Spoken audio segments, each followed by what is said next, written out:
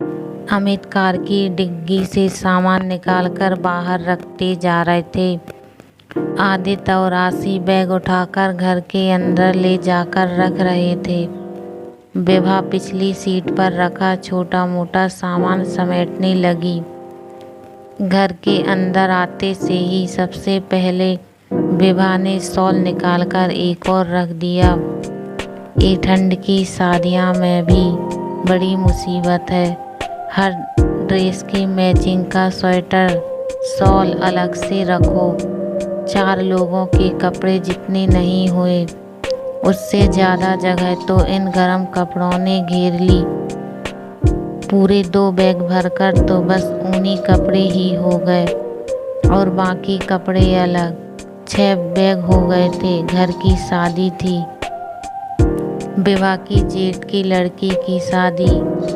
जाना भी तो 5 दिनों के लिए था। अब शादी में सुबह से रात तक कोई एक ही कपड़े में तो रहता नहीं है, तो एक दिन के 2 जोड़ी तो रखने ही पड़ते हैं। चारों के मिलाकर तो ढेर कपड़े हो गए और उस पर ये ऊनी कपड़े।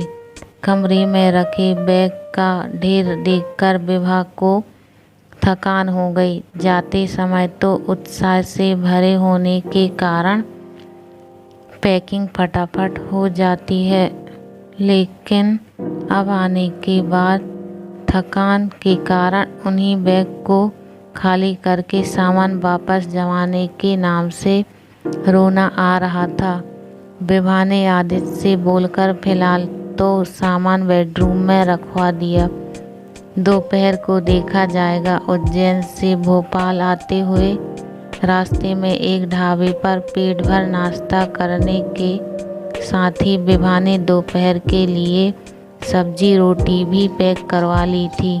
पता था एक तो खुद भी थकी हुई थी, तो आते साथ ही खाना बनाने की दम नहीं थी और अमित को भी जल्दी ही ऑफिस जाना था, तो उतना समय भी नहीं था।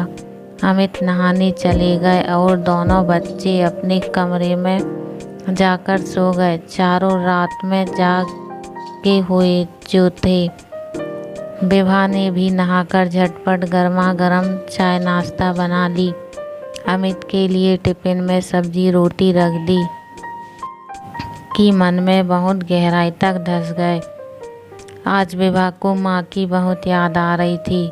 कब उसने कुछ बैग खाली किए, बिना धुले और धुले कपड़े अलग किए, कब गहने सामान सहेज कर लॉकर में रखा, उसे कुछ पता नहीं। उसके सामने तो बस माँ की वही मूर्ति ही जमकर बैठी थी।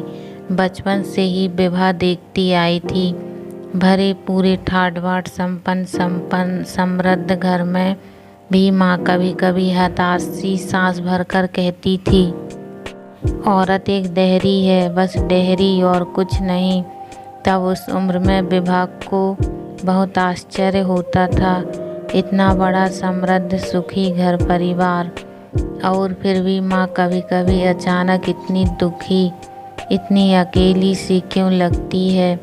जब कभी माँ बरामदे की दहलीज की लकड़ी की चौखट को बड़े लाड़ और अपनेपन से सहलाती, तब हंसी भी आती और अंदर ही अंदर दिल रोने को हो आता कि कहीं मेरी माँ पागल तो नहीं हो रही। और विभा दौड़कर माँ के सीने से चिपट जाती। इस उम्र में जाकर विभा को माँ का दुख समझ आया। शरीर पर लदे किलो भर सोने के गहनों से औरत सुखी नहीं होती। सुखी होती है अपने परिवार का विश्वसनीय हिस्सा बनकर, अपने घर में अपना अधिकार पाकर, अपने व्यक्तित्व की ठोस उपस्थिति जताकर। मगर कितनी औरतों को वास्तविक अर्थों में घर में उनकी जगह मिलती है। अधिकांश तो अपने घर के भुलावे में ही उम्र काट देती हैं। घर की डेहरी और माँ एक दूसरे की तत्सम थी।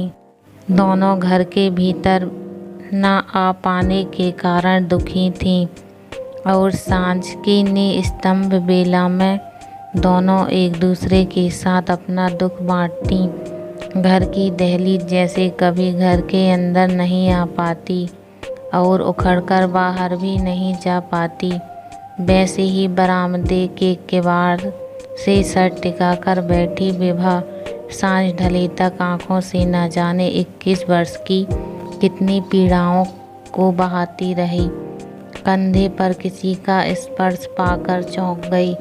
जल्दी से आंसू पोंछकर देखा, हाथ में चाय की ट्रे लेकर आसी खड़ी थी। आसी ट्रे नीचे रखकर विभा के कंधे पर सिर रखकर वहीं बैठ गई। विभा की आंखें फिर से नम हो गईं। पिता विरासत में धन संपत्ति देता है, लेकिन माँ अपनी बेटी को विरासत में दहलीज का श्राप देती है। पिता के घर से उखड़कर पति के घर में चुन दी जाती है।